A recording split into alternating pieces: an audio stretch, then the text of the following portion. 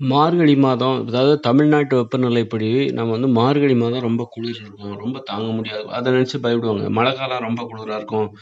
அத நினைச்சு ரொம்ப பயப்படுவாங்க. இதுக்கெல்லாம் என்ன காரணம் அப்டின்னா, அ வந்து இந்த வெந்நீர்ல குளிக்கிறது ஒரு மிக முக்கிய காரணம். வெந்நீர்ல குளிக்கக்கூடாது. அதனால வந்து வெந்நீர்ல குளித்தால் நமக்கு அந்த மழை காலங்களில் அல்லது மார்கழி மாதத்தில் இரவிலும் பகலிலும் நமக்கு குளிர் அதிகமா இருக்கும். வெந்நீர்ல குளிச்சாக்கா உடம்புல உள்ள வெப்பம் வெளிய போவாது. பச்சை தண்ணிய குளிக்கும்போது தான் அது உடம்புல உள்ள வெப்பத்த வெளிய அனுப்பும்.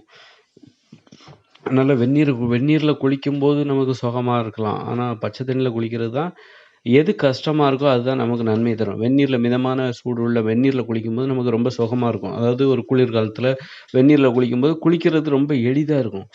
அப்போ அப்ப எளிதா இருக்கிறது எல்லாமே நமக்கு கண்டிப்பா பலன் தராது. எது கஷ்டமா இருக்கும்னா, பச்சை தண்ணீல குளிக்கிறது தான் நமக்கு கஷ்டமா இருக்கும்.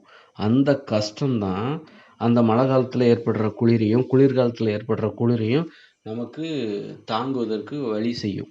ரொம்ப உண்மையிலே சொல்லப்போனா மழை காலத்துல ஏற்படுற குளிரும் சரி, மார்கழி மாசத்துல ஏற்படுற குளிரும் சரி, அது ஒரு பெரிய குளிரே கிடையாது. குளிர்காலமே கிடையாது. இந்த மாரி எவ்வளோ தட்பவெப்பநிலை மாறி மாறி வரலாம். மழை காலம் வரலாம், வெயில் காலம் வரலாம். அப்போ அதெல்லாம் அத நினைச்சு நம்ம பயப்படுறோம் அப்படின்னா, நம்முடைய பழக்கவழக்கங்கள்ல ஏதோ தப்பு இருக்குன்னு அர்த்தம். வெயில் காலத்த நினைச்சு கோடை காலம் வந்துரும், வெயில் காலத்த நினைச்சு பயப்படுறது, அல்லது மழை காலத்த நினைச்சு நம்ம பயப்படுறது, குளிர்காலத்த நினைச்சு பயப்படுறது. இதுக்கெல்லாம் பயப்படுறோம் அப்படின்னா, நம்ம உடம்பு அதெல்லாம் பார்த்து பயப்படுது, அல்லது ஒரு கோழையா இருக்குது.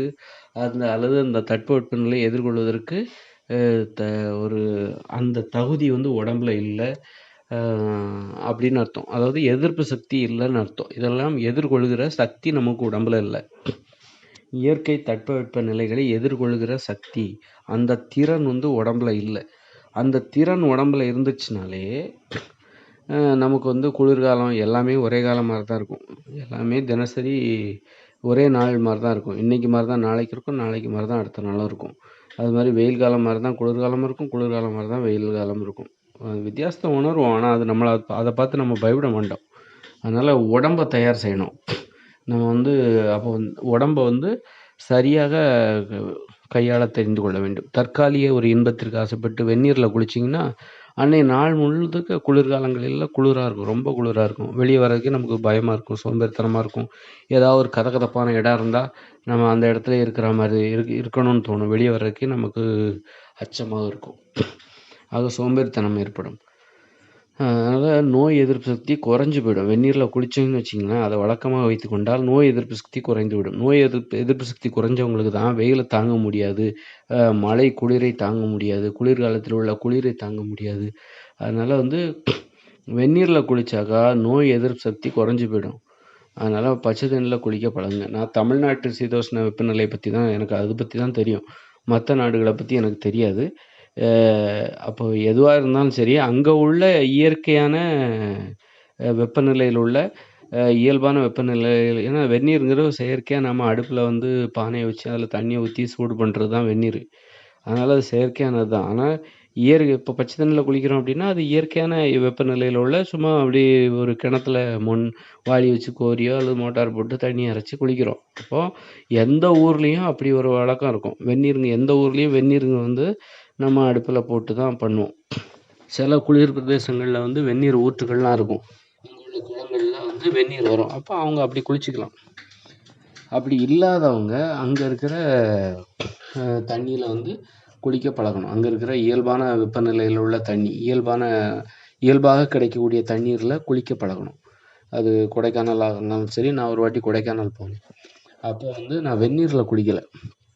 அங்க பச்சை தண்ணில தான் குளிச்சேன். ரொம்ப குளிரா இருந்தது. அப்படி ஊத்தும்போதே அப்படியே பெருமூச்செல்லாம் வாங்கிச்சு. அப்படின்னு இழுத்துச்சு. அந்த மாரி குளிச்சு பழகிட்டா ஒருவேளை அது சரியா இருக்குமோ என்னவோ தெரியல. அது ஆனா நான் பொறுத்தளவுல அங்கெல்லாம் நான் எப்படி இருக்கணும்னு நான் சொல்லல. எப்படி இருக்கணும் அப்படிங்கிறத நான் சொல்லல. நான் நம்ம பகுதி கொடைக்கானல் அந்த மாரியான ஏரியா இல்லாம, ஒரு விழுப்புரம், திருநெல்வேலி, திண்டிவனம் அல்லது சென்னை அந்த மாரியான ஏரியாவ பத்தி தான் நான் சொல்லிட்டு இருக்கேன்.